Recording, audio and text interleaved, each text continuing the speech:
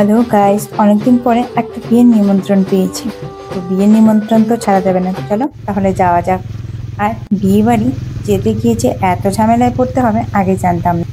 বাড়ি না চিনলে যা হয়।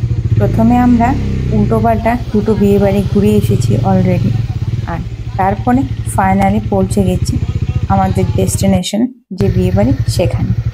মানুষ তো বিয়ে বাড়িতে ফ্যাশন করে যায়, আর আমি সোয়েটারের উপরে চাদর পরে বসে পড়েছি, কেননা বাইকে যেতে হবে। আর এখান থেকে আমি চলে যাব বাপের বাড়িতে। তো চলো তোমরা ব্লগটা দেখতে থাকো।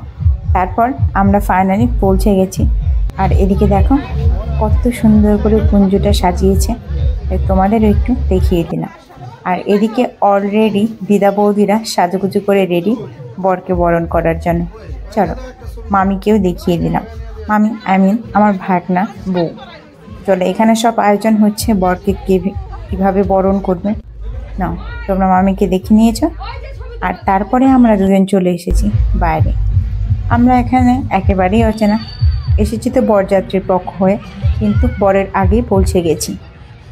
তারপরে রাস্তায় একটু ঘোরাঘুরি করছিলাম, আর ফাইনালি আমাদের বরযাত্রী আর বরের গাড়ি চলেও এসেছে। তো চলো বরকে এদিকে বরণ করার পালা, যাদের যেটা করার করতে থাক। আর এদিকে আমি আমার ভাইয়ের সঙ্গে, দেখো ভাই তো চলে এসেছে। ভাই তো খুবই খুশি, কেননা আমি যেহেতু এখান থেকে বাপের বাড়ি চলে যাচ্ছি।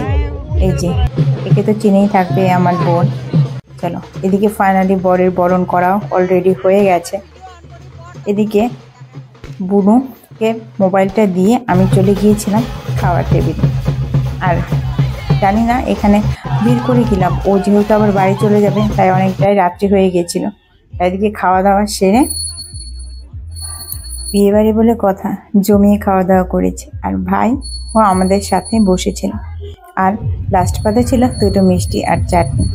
আর পার্ট 2 এর ব্লগ দেখতে হলে অবশ্যই আমার চ্যানেলটাকে সাবস্ক্রাইব করে রাখতে হবে। তো চলো, বিয়ে তো অলরেডি আমাদের খেতে খেতে শুরু হয়ে গেছে। আর হ্যাঁ, ভিডিওটা ভালো লাগলে অবশ্যই লাইক, শেয়ার আর কমেন্ট করে